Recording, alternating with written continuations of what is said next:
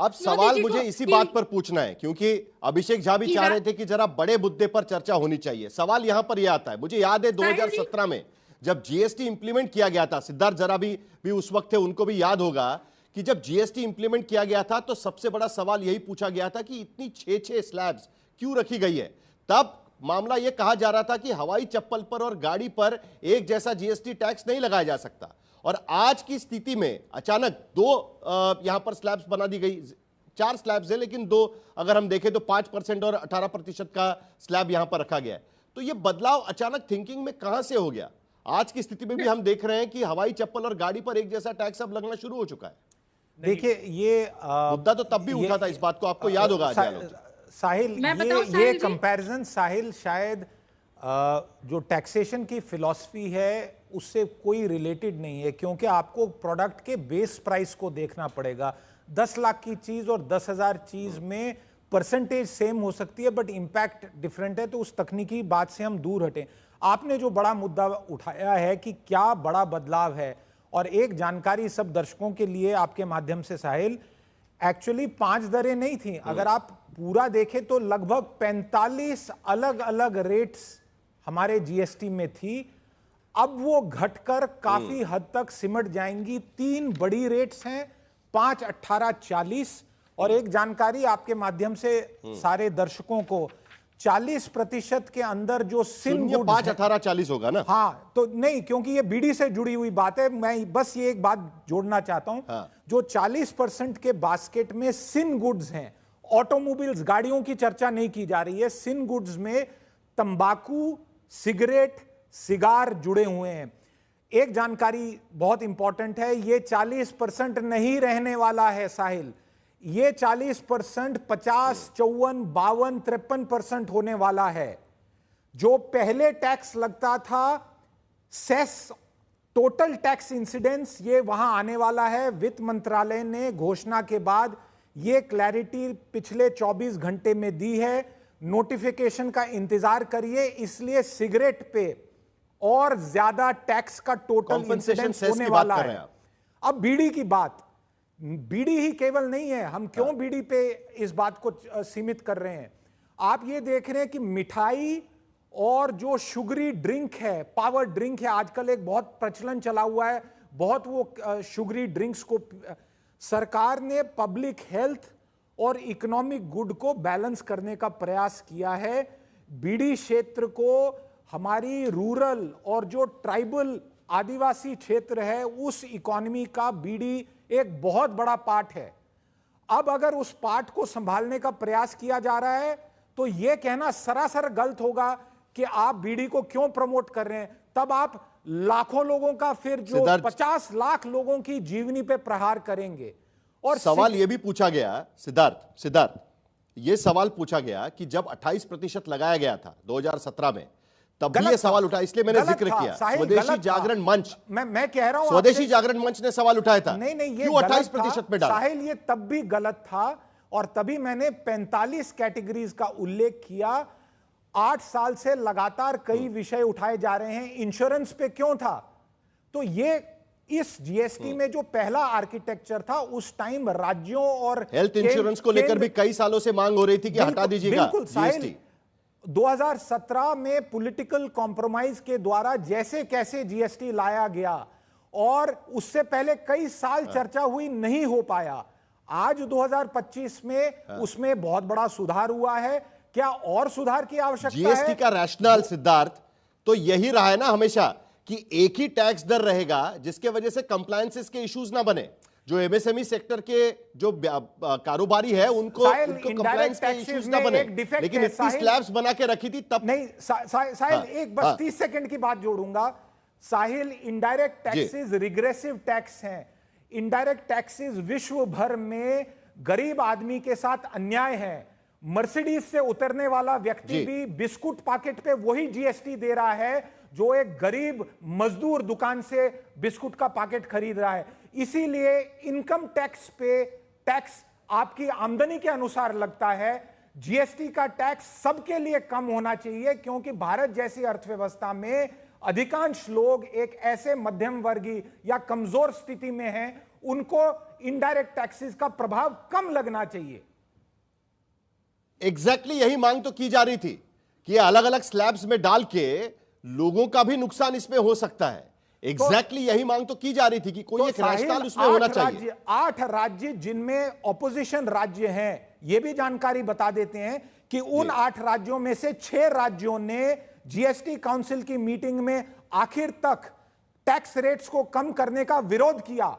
नौबत यहां तक आ रही थी, साहिल की वोटिंग होने वाली थी अनप्रेसिडेंटेड तरीके से। तो मैं ये कहता हूं कि ये केवल ठेका एक केंद्र का नहीं है, ये राज्यों की भी जिम्मेवारी है कि सबका टैक्स कम करें।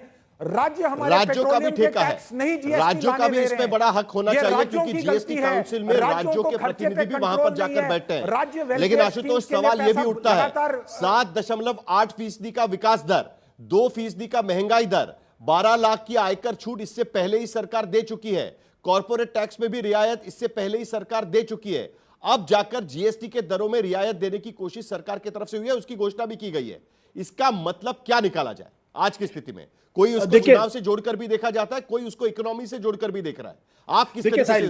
मेरा तो व्यक्तिगत तौर पे यह मानना है कि सरकार का ये एक अच्छा कदम है और बड़ा कदम है, इसमें कोई दो राय नहीं है। सरकार ये काम 8 साल पहले करती है, 5 साल पहले करती है, 3 साल पहले करती है, अलग तरीके की डिबेट है। बिहार चुनाव के पहले करती है, बाद में करती है, अलग तरीके की डिबेट है। लेकिन जो टैक्स रिजीम को जिस तरीके से सिंप्लीफाई करने की कोशिश की थी, ये बड़ी पुरानी मांग है, उसको सरकार ने किया है। अब इसके जो नुआंसेस हैं, जो माइन्यूट डिटेलिंग है, वो एक अलग तरीके का प्रश्न है। मैं चूंकि इकोनॉमिस्ट नहीं, इसलिए मैं उस बारे में ज्यादा बड़ी टिप्पणी नहीं करूंगा। लेकिन क्यों करना पड़ा? इसलिए करना पड़ा क्योंकि भारत की इकोनॉमी में आज की तारीख में सबसे बड़ी प्रॉब्लम सप्लाई की नहीं है, सबसे बड़ी प्रॉब्लम डिमांड की है। और लगातार डिमांड नहीं बढ़ रही है, कम से कम कोविड के पहले के क्वार्टर से लेकर अभी तक। और डिमांड नहीं बढ़ने की वजह से इकोनॉमी में जो किक स्टार्ट होना चाहिए था, जो गति पकड़नी चाहिए थी, वो नहीं गति पकड़ रही। अगर आप क्वार्टर दर क्वार्टर अगर आप वो देखें, ग्राफिक्स देखें, तो ये जिगजैग कभी नीचे जाता है, कभी ऊपर आता है, कभी नीचे जाता है, कभी ऊपर आता है, कभी अचानक 7.8 पकड़ लेता है, कभी चला 6.1 चला जाता है, कभी 5.8 चला जाता है। ये जो अनसर्टेनिटी है, ये भारत सरकार के लिए बहुत बड़े चिंता का सबब है। इसलिए मैंने कहा कि ऐसा क्यों हो रहा है, सरकार ने क्यों ये जीएसटी कम करने की कोशिश की। उसका बड़ा कारण यह है, सरकार को लगता है कि अगर हम चीजें थोड़ी सस्ती होंगी इसकी वजह से, तो शायद लोगों के अंदर डिमांड बढ़ेगी और वो उनके अंदर चीजों को ज्यादा खरीदने की ललक पैदा होगी। लेकिन क्या ऐसा होगा? अब यह आने वाले दिनों में प्रश्न क्या ऐसा होगा, ये सवाल है। दूसरी बात क्या है कि देखिए, क्या लोगों के पास क्रय शक्ति है आज की स्थिति में? सवाल यहां पर आकर रुकेगा ना साहिल जी। क्रय शक्ति है लोगों के पास में, खर्चा करने की ताकत है लोगों के पास में? नहीं साहिल, प्रॉब्लम क्या हो रही है? मैंने कहा डिमांड क्यों नहीं बढ़ रही है, कंजम्पशन क्यों नहीं बढ़ रहा है? क्योंकि लोगों की आय नहीं बढ़ रही है। और वो हर तबके के साथ वही प्रॉब्लम है। ऊपर के 2% के 4% लोगों को छोड़ दीजिए, जो हिरण की चौकड़ी की तरीके से जिनकी आय बढ़ रही है, जो आज की तारीख में 95% से ज्यादा की पॉपुलेशन है, उनकी आय नहीं बढ़ रही। अगर आप देखें, बैंकों के अंदर क्रेडिट लगातार बढ़ता जा रहा है, क्योंकि लोगों की आय नहीं बढ़ रही है, महंगाई बढ़ रही है। लोग बैंकों से खरीद के अपनी कंजम्पशन बढ़ाने के लिए जीएसटी दरों को रैशनलाइज करने की कोशिश सरकार की तरफ से की गई है, लेकिन आय नहीं बढ़ रही है। क्या इसका फायदा होगा? साहिल, आशुतोष की बात में थोड़ा सा एक संशोधन मैं रखना चाहूंगा। साहिल जी, आप इनकम टैक्स में जब कट हुआ इस साल बजट में, तो आय बढ़ी ना। अगर हम स्टैटिस्टिकली बात करें, 2 बात हैं। एक, सरकार के हाथ में क्या है, उसने वो किया। क्या अर्थव्यवस्था और जो विदेशी स्थिति है, एक्सपोर्ट्स पे अभी प्रभाव पड़ेगा? हालांकि सरकार कह रही है नहीं पड़ेगा। ऐसी स्थिति में यह कहना कि आय लगातार ऊपर की तरफ ही बढ़े, और जब अर्थव्यवस्था में ऊपर नीचे हो रहा है तो आय में भी ऊपर नीचे होना, ये एक स्टैटिस्टिकल रियलिटी है। और भारत देश में जॉब्स को लेके, इनफॉर्मल और फॉर्मल सेक्टर जॉब्स के डेटा को अगर आप ध्यान से खंगालें, तो आप ये मानेंगे कि इन्फ्लेशन को कंट्रोल करने से आय पे ज्यादा प्रभाव बढ़ता है। एब्सोल्यूट इंक्रीजेस सैलरीज में सरकार में तो 10 साल में एक बार ही होती है। इसका क्या मतलब माने? लेकिन आज की स्थिति में अगर 2% का महंगाई दर है, तो जिसका अप्रेजल 4% हुआ है वो ज्यादा खुश नहीं है सिद्धार्थ, ये भी आपको भी पता है। नहीं, पर साहिल, अगर ये तो महंगाई का दिक्कत है ना दर आज की स्थिति 6% में। होता तब तो साहिल, उसका नेगेटिव में जाता। हमें साहिल, कहीं ना कहीं ये बात माननी ठीक है। पड़ेगी साहिल, साहिल, ये आशुतोष, जो राज्यों के खर्चे आशुतोष, हैं, साहिल, राज्यों के जो खर्चे हैं वो कब करने पड़ेंगे? बिल्कुल, जो पैसे और बांटे आपको जा रहे हैं ध्यान उस में पर होगा कहीं ना कि शराब पे, कहीं पेट्रोल पे, लगाम जमीन लगाना पे- पड़ेगा, नकेल कसनी पड़ेगी। आशुतोष जल्दी से आपकी भूमिका। साहिल, देखिए जो साहिल जी। सिद्धार्थ जिस इनकम टैक्स की बात कर रहे हैं, आता हूं वो अभय कितने दुबे जी परसेंट आपके लोग पास दे रहे आता हैं? हूं, ठीक है। हाँ, जो इनकम टैक्स की बात करो, कितने परसेंट लोग दे रहे हैं? बहुत कम लोग देते हैं। तो इससे पूरी आबादी के अंदर उसका बहुत बड़ा इंपैक्ट पड़ेगा। आशुतोष, फिर किसानों पे भी Siddharth, income let me tax complete. लगना चाहिए। क्या सिद्धार्थ, let आप me इसका सपोर्ट करते हैं कि कृषि क्षेत्र पे इनकम टैक्स लगना चाहिए? Siddharth, let me complete.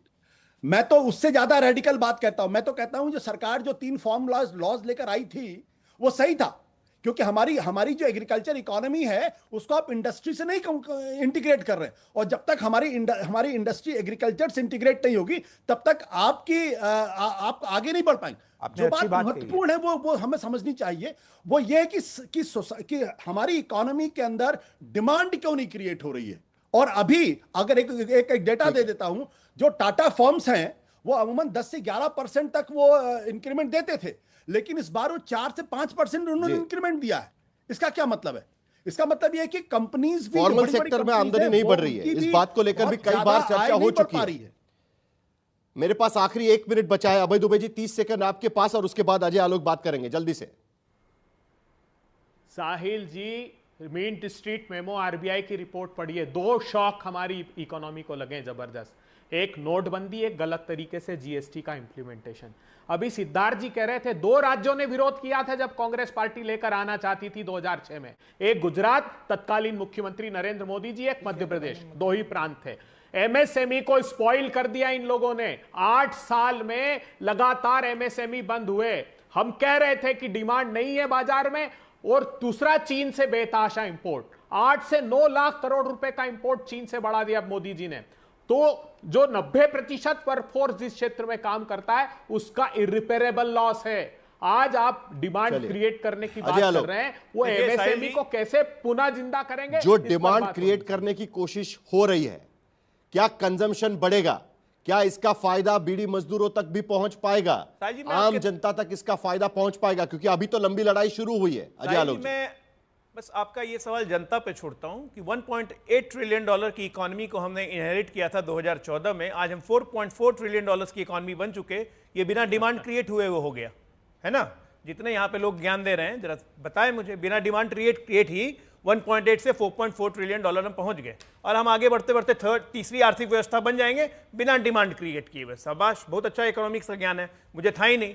अभय दुबे बैठे हुए पटना में, मेरा अस्पताल है पटना में। अभय जी आइए, मानसिक चिकित्सक से आपका इलाज करवा के वहां भर्ती होने की जरूरत है 2-3 दिन, बहुत जरूरत है आपको। आइए, इलाज करवा दूंगा, मित्र हैं आप मेरे। चलिए मेरा समय खत्म हो रहा है, मानसिक मेरा समय खत्म हो गया। 30 सेकंड मेरे पास थे, 30 सेकंड कांग्रेस को, 30 सेकंड सरकारी पार्टी को। मेरा समय पूरी तरीके से खत्म हो चुका है। ये डिबेट बड़ी दिलचस्प है, क्योंकि जीएसटी में सुधार अभी लागू हो जाएंगे, लेकिन उसके बाद उसका असर किस तरीके से पड़ेगा? क्या चुनावी असर होगा या आम जनता तक इसका फायदा पहुंच पाएगा?